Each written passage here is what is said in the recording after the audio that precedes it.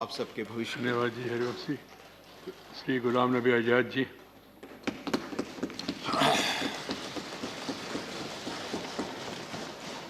माननीय chairman sir,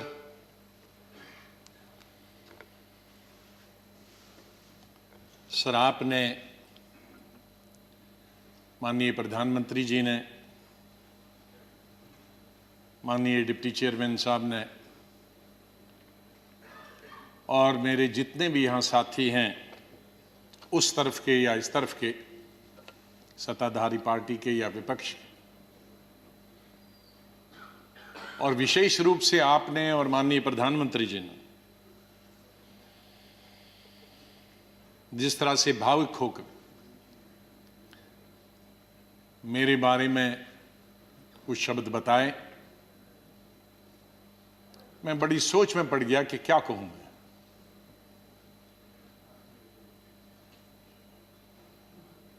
मैं इन 41 वर्षों में जो मेरा लेजिस्लेटिव कैरियर रहा, 28 साल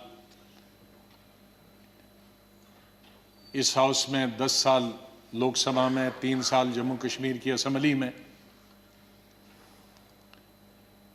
तो ये कहूँगा कि महाराष्ट्र से जीत के आके मैं कभी इधर से निकला, इधर डूबा, इधर डूबा, उधर निकला, उधर डूबा, इधर निकला, ये मेरा जीवन ऐसे ही रहा और संघर्ष का जमाना रहा। और मैं आज बहुत सारी चीज़ों को छोटा करने के लिए कुछ शेरों में ही ख़त्म करते हैं। शायर जो होते हैं उनमें एक बड़ी ताकत होती है उनके शेरों में कि हम लोग अगर 10 घंटे का भाषण दें तो वो 2 शेर में ख़त्म कर देते हैं उसका। तो मैं उसका फ़ायदा उठाना चाहता हूँ, वरना अगर मैं इतने 41 साल के इस अनुभव को अगर कहना चाहूँगा तो बहुत समय लगेगा, कई हफ्ते महीने लगेंगे। लेकिन शुरू में करूँगा जिस बात से मैंने पॉलिटिकल कैरियर शुरू किया है, स्टूडेंट लाइफ। और कश्मीर में, जम्मू कश्मीर में मेरा, हालांकि मैं जम्मू से हूँ, लेकिन मेरा डिस्ट्रिक्ट में, शमशेर सिंह जी जानते हैं, मुस्लिम मेजॉरिटी डिस्ट्रिक्ट, उसका असर कश्मीर का ज़्यादा होता है, जम्मू का कम असर पड़ता है, विशेष रूप से मुस्लिम्स में। और उसके बाद कॉलेज और यूनिवर्सिटी तो मैं कश्मीर में ही पढ़ा और गांधी को पढ़ता था मैं, नेहरू को पढ़ता था, मौलाना आजाद को पढ़ता था, इन 3 की। तो जो मैंने सीखा है देशभक्ति का स्कूल से लेकर, और वो देशभक्ति आज उन नौजवानों की नजर में जो सियाचिन में है, जो जम्मू कश्मीर में कई दशकों से हैं, ठंड में है, बर्फ में है, उनके नाम से शुरू करता हूं मैं। खून की मांग है इस देश की रक्षा के लिए, खून की मांग है इस देश की रक्षा के लिए, मेरे नजदीक ये कुर्बानी बहुत छोटी है, दे दो।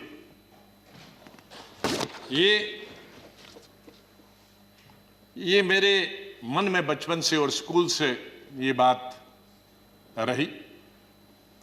और जब मैं कश्मीर के सबसे बड़े college, SP college, Shri Pratap college में पढ़ता था, मुझे याद है वहाँ 14 अगस्त भी मनाया जाता था और 15 अगस्त भी मनाया जाता था हमारे कॉलेज में। और 14 अगस्त तो आप जानते हैं किसके लिए मनाया जाता, और मेजॉरिटी उनकी थी जो 14 अगस्त को मनते, और बहुत कम माइनॉरिटी थी, दर्जन के अंदर, जिसमें मैं भी था और मेरे दोस्त थे जो 15 अगस्त में स्टाफ के और प्रिंसिपल के साथ रहते थे। और उसके बाद हम 1 हफ्ता कॉलेज नहीं जाते थे क्योंकि पिटाई होती। तो उस वक्त से निकलकर हम इस सोच के आए हैं जिस सोच में आज हम सब हैं। और मुझे खुशी है इस बात की कि इस सोच को बहुत सारे लोगों ने, और मैं बधाई देता हूं दूसरी पार्टीज को भी, वहां नेशनल कॉन्फ्रेंस हो, पीडीपी हो, बीजेपी तो शुरू से ही कौमी धारा की पॉलिटिक्स में थी, वो भी आहिस्ता आहिस्ता बड़े पैमाने पे आए और कश्मीर आगे बढ़ा। मेरी हमेशा ये सोच रही कि हम बड़े खुशकिस्मत हैं, जन्नत हिंदुस्तान ही। मैं तो आजादी के बाद पैदा हुआ, लेकिन आज गूगल के जरिए मैं पढ़ता हूं, देखता हूं, सुनता हूं, यूट्यूब के जरिए पढ़ता हूं। मैं उन खुशकिस्मत लोगों में हूं जो पाकिस्तान कभी नहीं गया, लेकिन जब मैं पढ़ता हूं कि वहां किस तरह के हालात हैं पाकिस्तान के अंदर, तो मुझे गौरव महसूस होता है, मुझे फख्र महसूस होता है कि हम हिंदुस्तानी मुसलमान हैं। और बल्कि अगर मैं आज कहूंगा विश्व में किसी मुसलमान को अगर गौरव होना चाहिए, वो हिंदुस्तान के मुसलमान को गौरव होना चाहिए। हमने इन पिछले 30-35 सालों से अफगानिस्तान से लेकर इराक से लेकर और कुछ सालों पहले से देखे कि किस तरह से मुस्लिम देश खत्म हो जा रहे हैं एक दूसरे के अंदर और एक दूसरे से लड़ाई करते हुए। वहां हिंदू तो नहीं है, वहां कोई क्रिश्चियन तो नहीं है, वहां दूसरा तो नहीं है जो लड़ाई कर रहा है, आपस में लड़ाई कर रहे हैं। और जो कल्चर है, हमदर्द तो लोग पाकिस्तान के बहुत है, सुनने में आया है, मैं कभी गया नहीं, लेकिन जो समाज में बुराइयां हैं, दूसरे मुल्क के बारे में नहीं कहना चाहिए, लेकिन हम गौरव से ये कह सकते हैं कि हमारे मुसलमानों में वो बुराइयां खुदा न करे कि कभी भी लाए। तो आज हम गौरव से ये कह सकते हैं। लेकिन यहां मेजॉरिटी कम्युनिटी को भी 2 कदम आगे बढ़ने की जरूरत है, तभी मेजॉरिटी कम्युनिटी 10 कदम आगे बढ़ी। मेरी हमेशा ये सोच रहेगी, पता नहीं शमशेर सिंह जी ने मेरी कश्मीर की चीफ मिनिस्टर बनने के बाद पहली पब्लिक मीटिंग के बारे में कभी सुना है कि नहीं। मैं जब सीएम बना तो पहली पब्लिक मीटिंग सीएम के तौर पे, आपको आश्चर्य होगा कहां ली होगी, वो मैंने सोपुर में ली, जहां के सोपुर में कोई कई दशकों से पब्लिक मीटिंग कोई कर नहीं सकता, आज भी नहीं कर सकता। शहर में तो नहीं की, लेकिन उसी कॉन्स्टिट्यूंसी में की जहां गिलानी साहब हैं, जो गिलानी साहब वहां से 3 दफा एमएलए चुन के आए। और उस पब्लिक मीटिंग में मैंने क्या कहा था कि मेरी सरकार जम्मू कश्मीर के लोगों की सरकार होगी, और अगर मेरी सरकार का कोई मंत्री धर्म की बुनियाद पर, मजहब की बुनियाद पर और पार्टी की बुनियाद पर इंसाफ करेगा, तो मुझे शर्म आएगी कि ऐसा मंत्री या ऐसा अफसर मेरे साथ काम कर रहा। तो मैं उसी सोच का हूं कि जहां भी जाएं मुझे प्यार मिला लोगों का, बहुत प्यार मिला। आनंद शर्मा जी ने जैसे बताया, शरद जी ने जैसे बताया कि उनको तो बहुत अरसे से जानता, मुझे सौभाग्य मिला और उसके लिए मैं बधाई देना चाहता हूं और धन्यवाद करता हूं। आज वो जिंदा नहीं, इंदिरा गांधी जी का, संजय गांधी जी का, जिनकी वजह से मैं यहां पहुंचा और फिर काम करने का अवसर मुझे तकरीबन 5 अध्यक्षों के साथ मिला और 4 या 5 प्राइम मिनिस्टरों के साथ मंत्रिमंडल में काम करने का मिला। लेकिन अवसर ये मिला कि मैं हिंदुस्तान के सभी 35-36 यूटीज और स्टेटों का इंचार्ज करने का अवसर मिला। तो आज मेरे दोस्त, भाई, बहनें, मैं ये कह सकता हूं कि अंडमान से लेकर और लक्षद्वीप तक और कश्मीर से लेकर कन्याकुमारी तक, सिक्किम से लेकर गुजरात तक, ये बहुत एक चीज कमाई, बहुत कुछ सीखा मैंने इस पार्लियामेंट। मुझे अवसर मिला पार्टी के जनशक्ति या मंत्री के रूप में।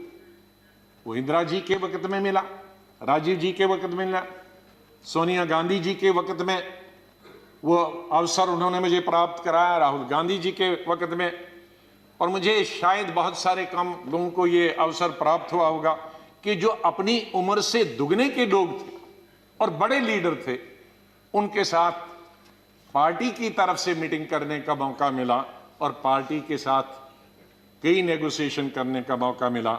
उनमें ज्योति बसु जी थी, करुणानिधि जी थे, जयललिता जी के साथ मैंने अलायंस किया, करुणाकरण जी थे, चंद्रशेखर जी थे, देवीलाल जी थे, मुलायम सिंह यादव जी थे, प्रकाश सिंह बादल जी से अलायंस तो नहीं किया, लेकिन कई चीज़ें जब मैं मिनिस्टर ऑफ स्टेट होम था तब कई मीटिंगें हुई। मैं जब देखता था implementation of Punjab accord, Assam accord, ये देखता था। आई.के. गुजराल साहब से, शुभू सोरेन जी से, साहब तंगल जी से, मुपनार जी से, फारूक साहब से, मुफ्ती साहब से, ये सब लोगों के साथ कई दफ़ा, और यही वजह है कि यहाँ भी उसी तरह से मैंने चलाया। 3 प्राइम मिनिस्टरों के साथ मैं पार्लियामेंट्री अफेयर्स मिनिस्टर रहा। मैं उस बात को भूल नहीं सकता कि इंदिरा जी फोतेदार जी और हमें बताती थी। फोतेदार जी पॉलिटिकल सेक्रेटरी थे, मैं यूथ कांग्रेस का प्रेसिडेंट था। कहा जरा अटल जी से भी संपर्क में रहा करो। बीजेपी ने उन्होंने कहा अटल जी से संपर्क में रहा करो। तो वो इस सोच की थी। बाद में राजीव जी जब प्राइम मिनिस्टर बने तो उन्होंने कहा भाई अब विपक्ष के जो लोग हैं उनके पास तो 2 एमएलए एमपी हैं, हमारा इतना बहुमत, उनको भी तो अपनी कॉन्स्टिट्यूंसी का काम करना होता होगा, उनसे भी जरा पूछा करो। जब पार्लियामेंट्री अफेयर्स में मिनिस्टर बना मैं उनके वक्त में राजीव गांधी के, तो फिर एक दफा फिर याद दिलाया कि आप बहुत सारे काम अपनी पार्टी के कराते हो, विपक्ष के भी कुछ करते हो। मैंने कहा मैं बिल्कुल उनके भी पूछता हूं, जो जो बताते हैं, हर चीज आपको बताने की जरूरत नहीं, हम अपने लेवल पे करते हैं। और बाद में मैंने यही चीज माननीय अटल बिहारी वाजपेयी जी से सीखी। 5 साल 91 से 96 तक मैं पार्लियामेंट्री अफेयर्स मिनिस्टर रहा और भी पोर्टफोलियोज थे मेरे पास। और अटल जी विपक्ष के नेता रहे, हमारे पास बहुमत नहीं था और अलायंस भी नहीं था, माइनॉरिटी गवर्नमेंट थी। और उस माइनॉरिटी गवर्नमेंट में अटल बिहारी जी वाजपेयी जी विपक्ष के नेता हो, यह हाउस चलाना कितना आसान मुश्किल हो सकता। लेकिन मैं कहूंगा कि सबसे आसान हाउस चलाना उन 5 साल में मुझे अटल जी की लीडरशिप हुआ। और उनसे सीखा मैंने कि किस तरह से हल निकाला जा सकता, विपक्ष की भी बात रहे और सरकार की भी बात रहे। मैंने अपने एलओपी के जमाने में यह कोशिश की कि हम यहां आए हैं, लोगों ने हमको चुना है कानून बनाने के लिए, लोगों ने हमें चुना है कई मसलों का समाधान निकालने के लिए, हल निकालने के लिए, उनकी मुश्किलात, उनके लिए रोजगार पैदा करना, एम्प्लॉयमेंट करना, डेवलपमेंट करना, विकास करना, सड़कें, नहरें, स्कूल, कॉलेज, अस्पताल बनाना, बिजली पैदावार करना। तो अगर हम हर वक्त ये आपस में ही लड़ते रहे, झगड़ते रहे और वो कानून पास नहीं होंगे तो लोगों का विश्वास हमसे उड़ जाएगा। इसलिए जब भी मैं अपने साथियों को भी समझाता था कि इसको मिक्स करो, एक आध दिन विरोध दिखाओ, एक आध दिन झगड़ा करो और बाकी दिन डिस्कशन करें। ये मैंने हमेशा प्रयास किया अपने। मैं धन्यवाद करता हूं हमारे उस तरफ के भी साथियों को जिन्होंने, और इस तरफ के सभी लीडरों को जिन्होंने उस प्रयास में पूरा अपना सहयोग दिया। मैं अपनी बात गृह मंत्री जी को स्टेटमेंट देना था, मैं उनका धन्यवाद करता हूं। और सबसे ज़्यादा धन्यवाद मैं प्राइम मिनिस्टर का करता हूं कि आपने सबको सुना, आपने इतना समय 2 घंटे से ज़्यादा यहाँ समय दिया। आप बहुत भावुक हुए और सच है, हकीकत अगर सच बताएं सर, मेरे माता पिता की जब डेथ हुई, मेरे आंखों से आंसू निकले, लेकिन मैं चिल्ला के रो नहीं पाया।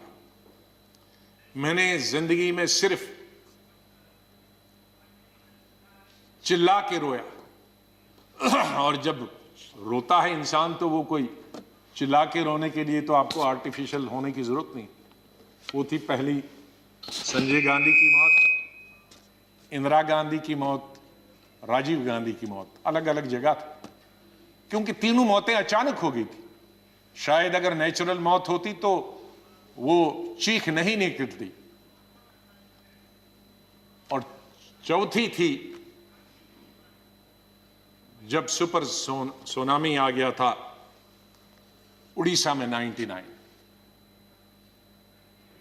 मैं हॉस्पिटल गया अपने पिताजी को दिखाने के लिए, और उन्होंने कहा कि इनको गैलेपिंग कैंसर है। मुझे तब तक ये गैलेपिंग कैंसर का नहीं, कैंसर मालूम, गैलेपिंग।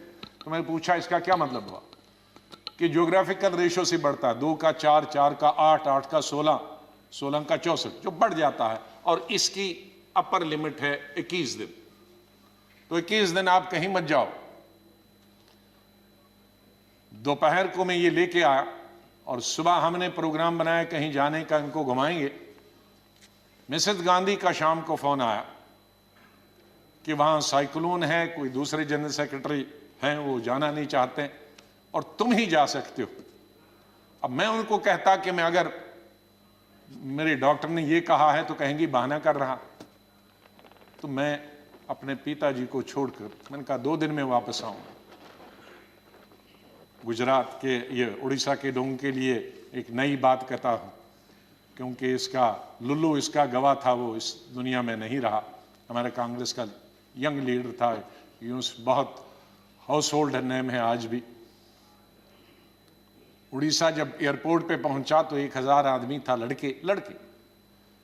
तो कहा सर पैदल चलना है, क्योंकि सारे पेड़ जो हैं, शहर पानी में है और सारे पेड़ सड़कों पर है, तो ये 10-12 किलोमीटर पैदल चलना। चले हम। तो सबसे बड़ा काम क्या था पहला, और मिनिस्टर कोई नहीं, चीफ मिनिस्टर भाग गए थे, मिनिस्टर भाग गए थे, कोई एडमिनिस्ट्रेशन, कोई। दुकानें तोड़कर मैंने उनकी लिस्ट बनाई पुलिस की मदद से कि उनको पैसे देंगे बाद में। हमने हथियार लिए जंगल काटने के, 3 रातें और 3 दिन। और अटल जी से जाते ही मैंने फोन पे संपर्क किया, अटल जी प्राइम मिनिस्टर, कि ये स्थिति है और हम सड़क तैयार करेंगे, तब आप आइए ताकि हम वहां समंदर तक पहुंच जाएं। 3 रात और 3 दिन हम तकरीबन 1000 लड़के यूथ कांग्रेस के मैंने लगाए काटने में और सड़क। फिर पीएम को फोन किया, फिर वो हेलीकॉप्टर से आए, फिर उनसे राशन मंगाया, फिर उसके बाद मैंने सोनिया गांधी जी को कहा। तो और वहां मैं रोया जब मैंने लाशें देखी, सैकड़ों लाशें तैर रही थी जब हम समंदर के किनारे तक पहुंचे। वहां मैं चिल्ला के रोया। वो 4थी दफा था। और 5वीं दफा जिसका उल्लेख माननीय प्रधानमंत्री जी ने किया और वो भावुक हुए। मैं 2005 में जब चीफ मिनिस्टर बना नवंबर में, और मई में जब दरबार कश्मीर में खुला, तो मेरा स्वागत गुजरात के मेरे भाइयों और बहनों की कुर्बानी से हुआ। मैं अभी 2 ही दिन पहले पहुंचा था, तो वहां स्वागत करने का मिलिटेंट का यही तरीका था कि आप हत्या करो गरीबों की तो वही स्वागत होता। उसका मतलब था कि हम हैं, इस गलतफहमी में न रहना। निषाद बाग जो कि राजभवन के साथ, वहां बस से, उस पर लिखा था गुजरात की बस, उसमें हमारे तकरीबन 40-50 गुजरात के हमारे भाई बहनें टूरिस्ट। उस पे उन्होंने ग्रेनेड लगाया और मेरे ख्याल में दर्जन से ज्यादा लोग वहीं हताहत हो गए और कई जख्मी हो गए। मैं फौरन तुरंत जगह पे पहुंचा, लेकिन तब तक पुलिस ने वो हटा दिया था। फिर मैं जैसे माननीय प्रधानमंत्री जी इन्होंने भी डिफेंस मिनिस्टर से बात की, मैंने प्रधानमंत्री जी से बात की, जहाज आया मी-8 उनको लेने के लिए। लेकिन जब मैं एयरपोर्ट पे पहुंचा तो जाहिर है सिक्योरिटी वाले कहते हैं कि सीएम आ रहे हैं, सीएम आ रहे हैं। तो एयरपोर्ट पे ये सब जाने के लिए तैयार थे। हमारे जख्मी भाई, छोटे छोटे बच्चे। तो जब मैं एयरपोर्ट पे पहुंचा तो इन बच्चों ने, जिसका किसी का पिता मर गया था, किसी की मां मर गई थी, वो रोते रोते मेरे टांगों से जब लिपट गए तो मैं जोर से मेरी आवाजें निकल गई, ये खुदा ये क्या तुमने किया। मैं कैसे जवाब दूं इन बच्चों को, मैं कैसे जवाब दूं उन बहनों को जो यहां तफरी के लिए आए थे, सैर के लिए आए थे, और आज मैं लाशें लेकर इनके हवाले कर रहा हूं उनके माता पिता की। तो ये भावुक होने की जरूरी बात थी। आज हम ये अल्लाह से, भगवान से यही दुआ करते हैं कि इस देश से मिलिटेंसी खत्म हो जाए, इस देश से आतंकवाद खत्म हो जाए।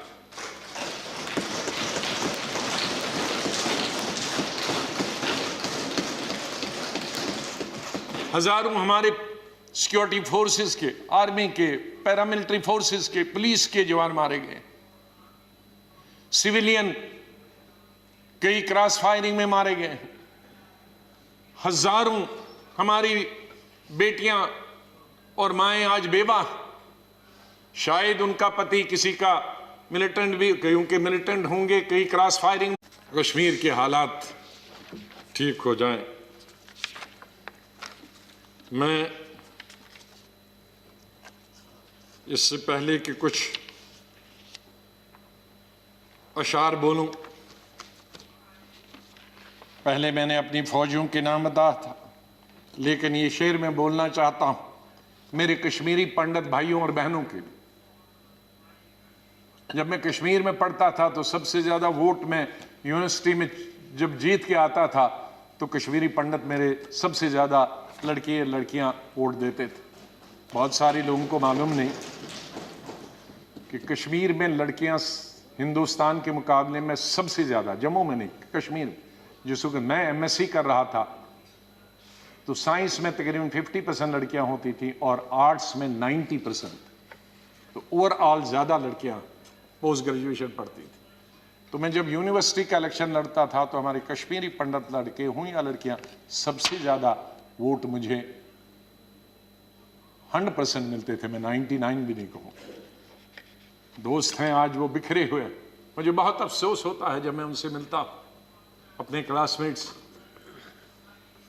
ये उन कश्मीरी मेरे भाई पंडितों के नाम जिनके जो घर से बेघर हो गए, उन कश्मीरी बेवाओं के जो बेवाएं हुई हैं और बच्चे हुए और जो वहां से बिछड़ गए, उनके लिए शेर अर्ज करता हूं। गुजर गया, और ये हमारा जो आज मुद्दत खत्म हुई इसके लिए भी कह सकता हूं, गुजर गया वो जो छोटा सा एक फसाना था, गुजर गया वो जो छोटा सा एक फसाना था।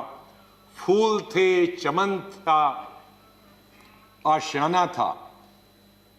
गुजर गया वो जो छोटा सा एक फसाना था, फूल थे, चमन थे, था, आशियाना था। न पूछ उजड़े नशे मन की दास्ता, घोंसला उजड़ गया। न पूछ उजड़े नशे मन की दास्ता, न पूछ थे 4 तिनके मगर नाम आशियाना तो था।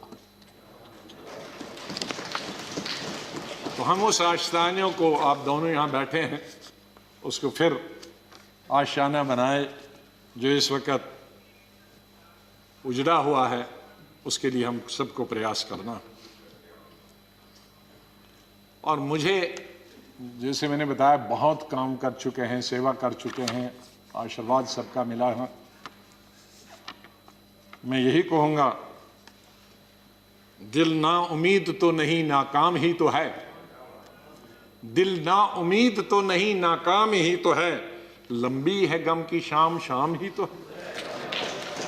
कितनी लंबी होगी? सवेरा तो आई, विंटर में जरा लंबी होती है, तो लंबी है गम की शाम, मगर शाम ही तो है, सवेरा तो फिर आ जाएगा।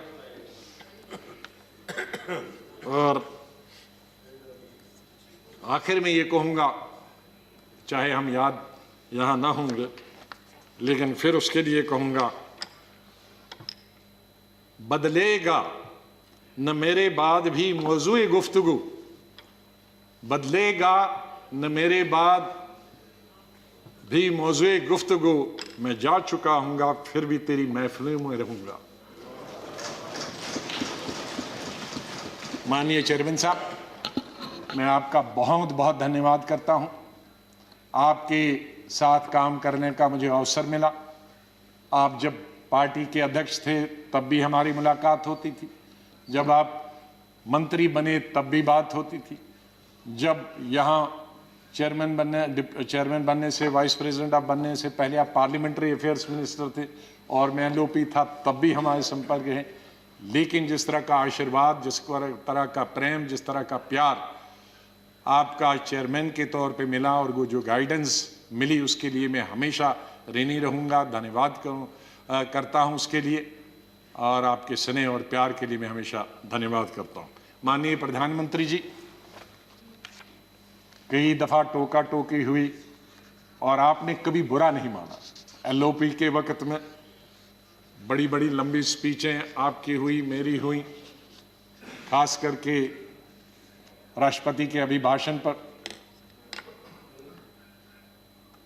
उसमें लंबी तकरीर होती थी। कभी हम कुछ एलओपी की जिम्मेदारी करते थे, लेकिन आपने व्यक्तिगत तौर पर उसे कभी अपने खिलाफ नहीं लिया।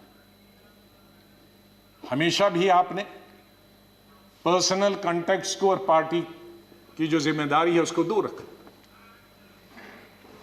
कभी ईद हो, दिवाली हो, बर्थडे हो, उसमें बराबर आपने कभी भी कमी नहीं की फोन करने की। सबसे पहले या तो मेरी पार्टी प्रेसिडेंट का आता था या आपका आता था। दो आदमियों का तो अनिवार्य, हमारे प्रधानमंत्री और Congress president Mrs Gandhi.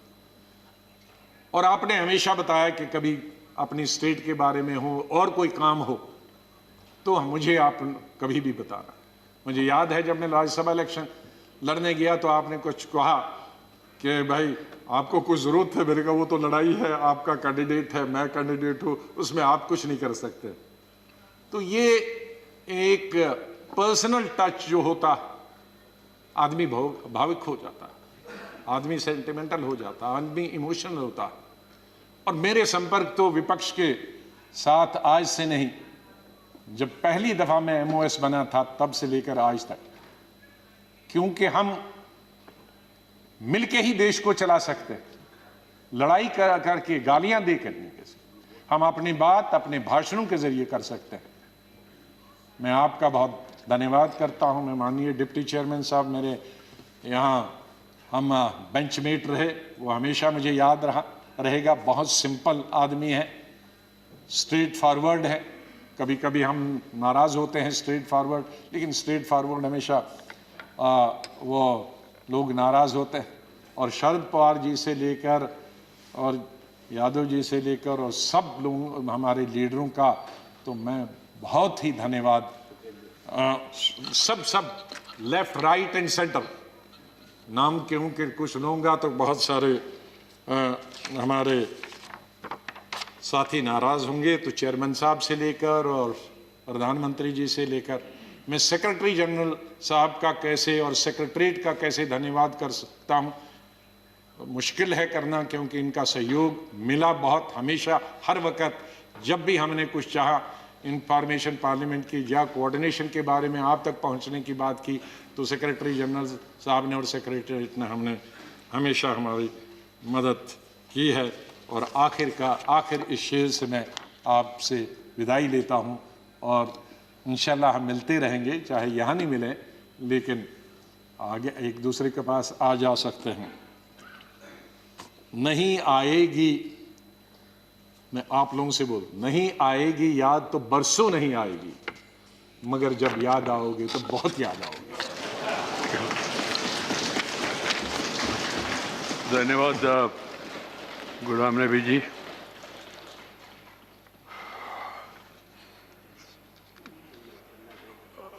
Friends, we have another important